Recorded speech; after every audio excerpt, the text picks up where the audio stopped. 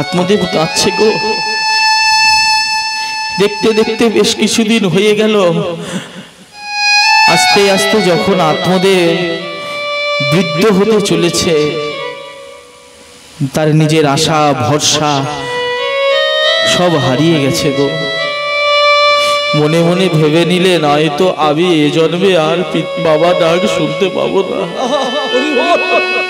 আর পিতা হতে পারবো না। যখন সন্তানের সুখ পেলাম না, তাহলে জীবন রেখে কি লাভ?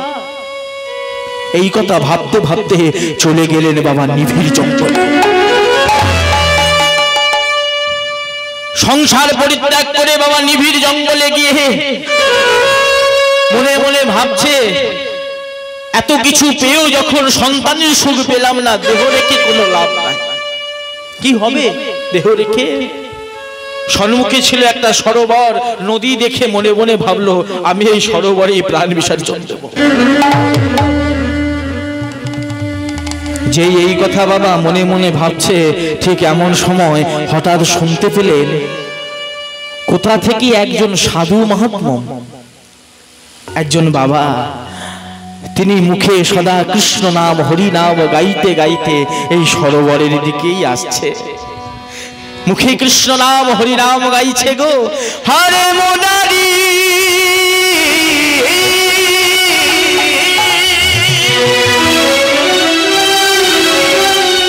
হরে মোনারি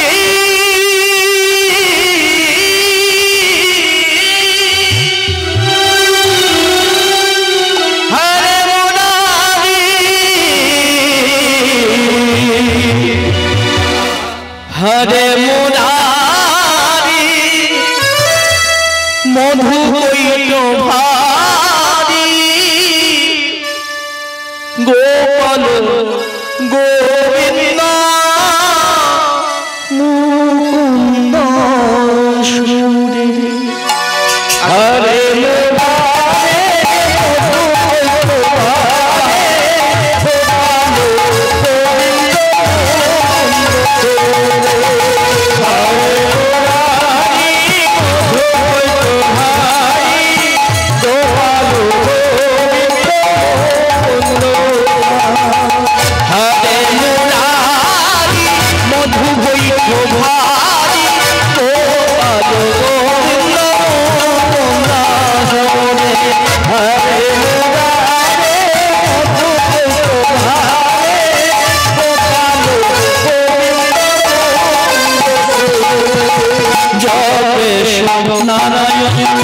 কৃষ্ণ কৃষ্ণ নিরাশয় জগদীশ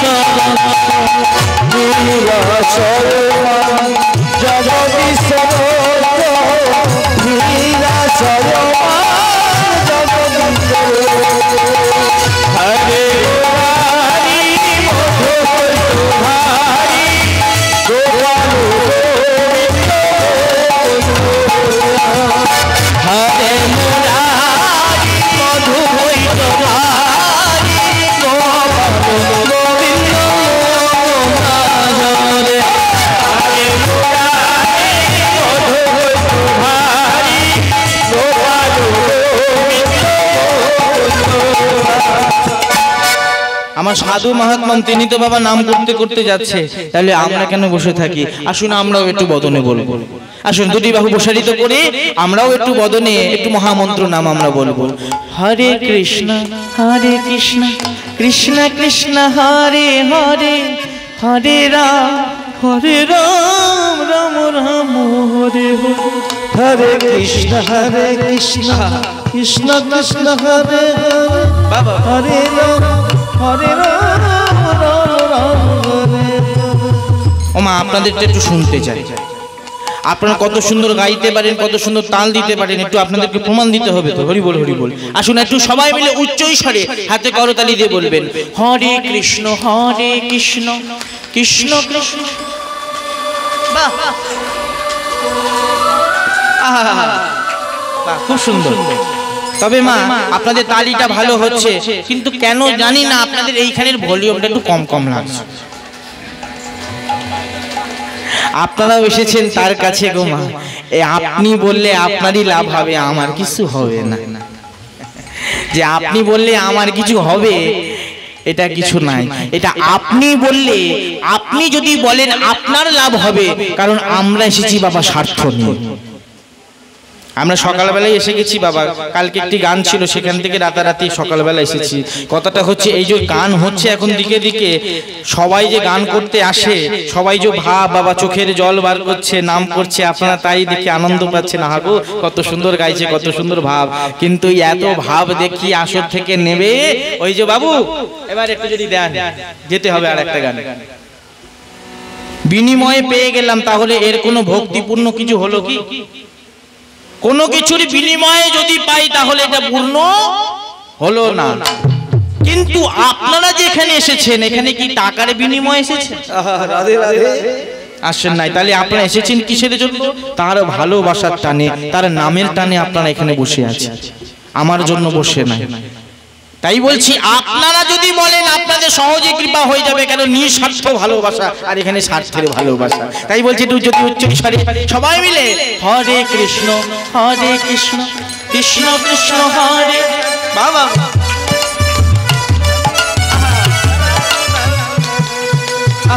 হরে কৃষ্ণ বাবা বাবা, খুব সুন্দর।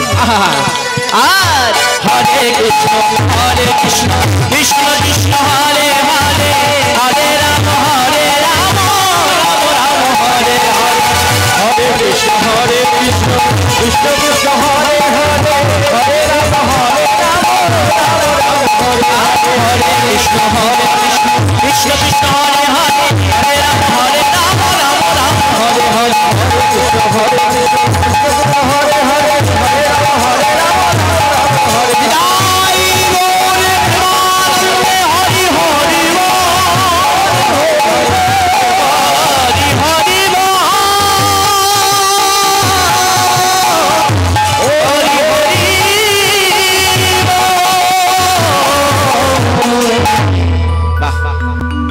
এই তো একটু মাঝের মধ্যে দিয়ে যাব, আপনারা এইভাবে দিয়ে যাবেন। বাহ, খুব সুন্দর।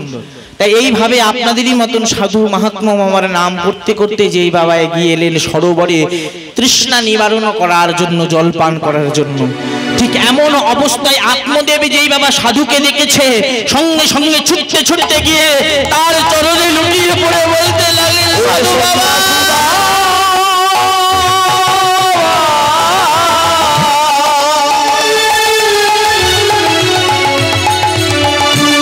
সন্ন্যাসী বাবা,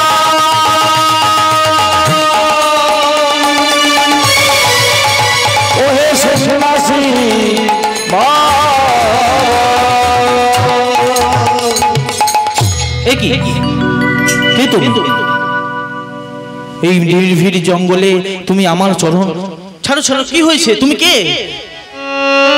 আগে আগে বাবা ঠাকুর, আমার নাম হলো আত্মদেব, আমি একজন ব্রাহ্মণ। তুমি এই নিবিড় জঙ্গলে কি করছো?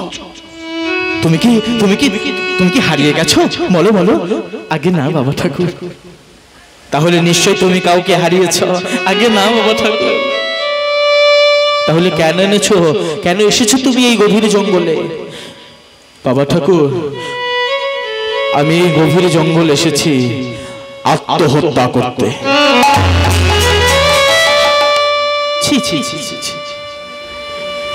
তুমি একজন ব্রাহ্মণ হয়ে তুমি কি এই কথাটা বলতে পারলে? তুমি কি জানো না আত্মহত্যা মহাপাপ? নিবিড় জঙ্গলে তুমি এসেছো আত্মহত্যা করতে। কেন? কিসের জন্য? যেই বাবা প্রশ্ন করেছে, আত্মদেব সাধু বাবার চরণটা জড়িয়ে ধরে বলতে লাগলেন, বাবা ঠাকুর আপনি কৃপা করে আমার ললাটটা দেখে বলুন না, আমার ললাটটা দেখে বলুন আমি কি আমার পাপ করেছি? আমি কি এত বড় পাপী যে আমার দেওয়া জলাঞ্জলি পর্যন্ত দেবতারা গ্রহণ করে না? আমার দেওয়া কিছু বস্তু আমার পিতৃপুরুষগণ সেবা করে না।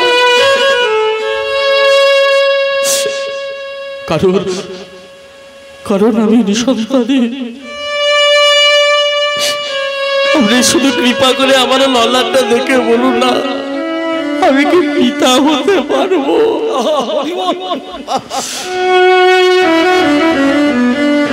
শোনা মাত্রই সন্ন্যাসী বাবা বলতে লাগলো, শোনো বাবা, আগে একটু শান্ত হও, মনটাকে শক্ত করো, বিচলিত হইও না। তোমার ললাট দেখে যা মনে হচ্ছে, শুধু এ জন্ম কেন, আগত 7 জন্ম তুমি কোনোদিনও সন্তানের পিতা হতে পারবে না।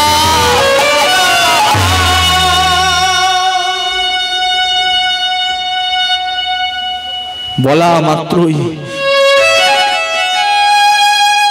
সন্ন্যাসী বাবার চরণটা ছেড়ে দিলেন। উঠে দাঁড়িয়ে কেঁদে কেঁদে বলতে লাগলেন, সন্ন্যাসী বাবা, তাহলে আমাকে যে আত্মহত্যা ছাড়া আমার জীবনে আর কোনো পথ নাই। এই বলে যেই ছুটে যায় এমন সময় বলতে লাগলেন, দাঁড়াও দাঁড়াও, সন্তানের পিতা হতে পারবে না তাই তুমি আত্মহত্যা করতে যাচ্ছ? তাহলে আপনি বলে দিন সন্ন্যাসী বাবা, প্রতিটা পিতা মাতা, প্রতিটা মা চায় আমি সন্তানের মা হতে চাই, প্রতিটা বাবা চায় আমি বাবা হব, বাবা ডাক শুনবো, সন্তানের ভালোবাসা পাবো। আমার এত বিপুল ধন সম্পত্তি কে ভোগ করবে? ভগবানকে দিবারাত্র কেঁদে কেঁদে জানাই আমি যেন বাবা ডাক শুনতে পারি, বাবা হতে পারি। আমি তো হতে পারবো না, শুধু এই জন্ম কেন, আপনি যেহেতু বললেন 7 জন্ম আমি পিতা হতে পারবো না, তাহলে এই জীবন রেখে আমার কি না? ভগবান যখন আমার ডাক শুনলো না, দেহ রেখে কি লাভ?